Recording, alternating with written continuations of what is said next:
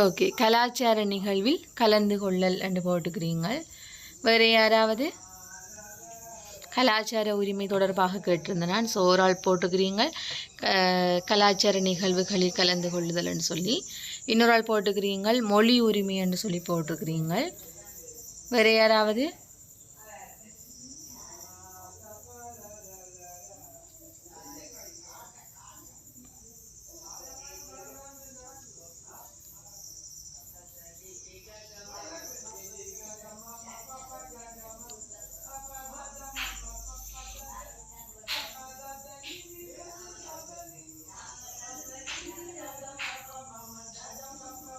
Okay, அப்போ நாங்கள் தொடர்ந்து பார்ப்போம். அப்போ இதில் வந்து நாங்கள் கலாச்சார உரிமை என்ற அடிப்படையில் நீங்கள் சொன்ன மாதிரி அந்த 2 விடயங்களும் வரப்போகுது. அதே மாதிரி நாங்கள் விரும்பிய மதத்தை பின்பற்றுவதற்கான உரிமை, அதாவது நீங்கள் சொல்லியிருந்த நீங்கள் மொழி தொடர்பான உரிமைன்னு சொல்லி அதுவும் வந்து அதுக்குள்ளே வரும். அதே மாதிரி நாங்கள் ஒரு விரும்பிய மதத்தை வந்து பின்பற்றுவதற்கான உரிமை வந்து ஒவ்வொரு மனிதனுக்கும் இருக்குது. அதே மாதிரி இனத்துவ உரிமை வந்து இருக்குது. அதே மாதிரி குடும்ப உறவுக்கான உரிமை, சொந்த கலாச்சாரத்தை பின்பற்றுவதற்கான உரிமை வந்து ஒவ்வொரு மனிதனுக்குமே இருக்குது என்ற அடிப்படையில் நாங்கள் கலாச்சார உரிமைகளை வந்து அதுக்குள்ளே பார்க்கக்கூடிய மாதிரி இருக்கும். ஸோ இதை விட நாங்கள் ஏற்கனவே பார்த்த மாதிரி அடுத்தது வந்து பொருளாதார உரிமை என்ற அடிப்படையில் நீங்கள் இதுக்குள்ளே வந்து நீங்கள் ஷேர் பண்ணலாம். பொருளாதார உரிமைன்றது வந்து என்னென்ன விடயங்களில் பார்க்கக்கூடிய மாதிரி இருக்குது.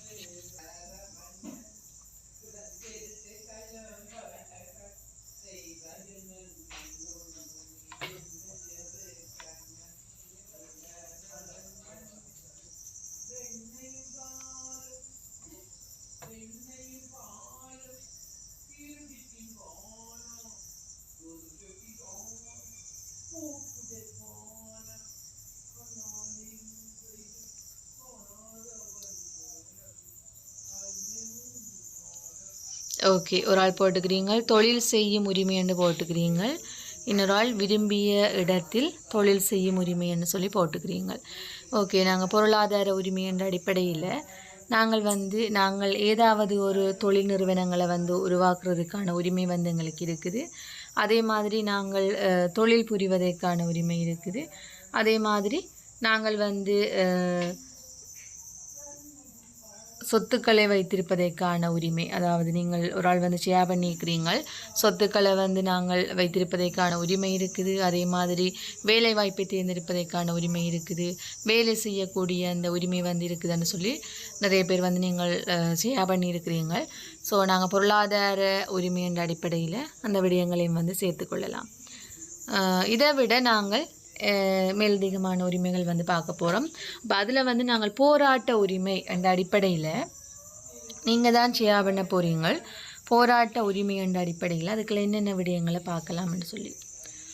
ஸோ யாராவது நீங்கள் ஷேர் பண்ணலாம். தொடர்ந்து போராட்ட உரிமை என்ற அடிப்படையில் நாங்கள் அதுக்குள்ள வந்து என்னென்ன உரிமைகளை வந்து பார்க்கக்கூடிய மாதிரி இருக்குது.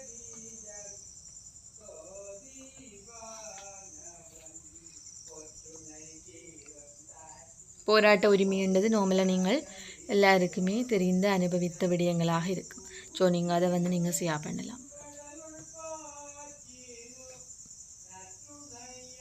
யாராவது